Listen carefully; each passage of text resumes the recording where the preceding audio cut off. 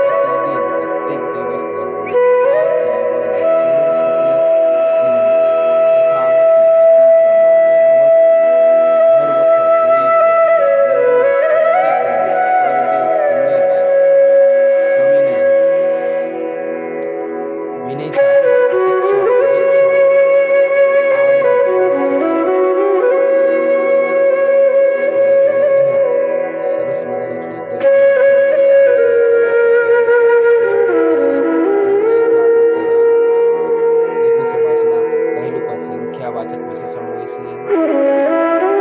દ્વંદ્વ સમાસમાં આખું જે આખું પદ હોય તે અન્ય માટે વિશેષણ તરીકે વપરાય છે.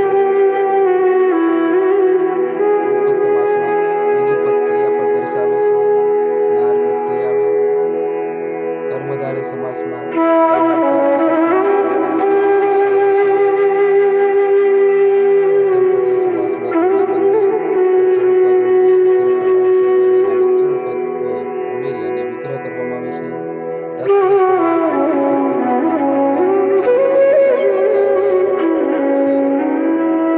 દ્વંદ સમાસ જેમાં અનેકી અથવા લાગે છે. સરસ મજાના અમે તમારી સમક્ષ સમાસ વિગ્રહ વિશે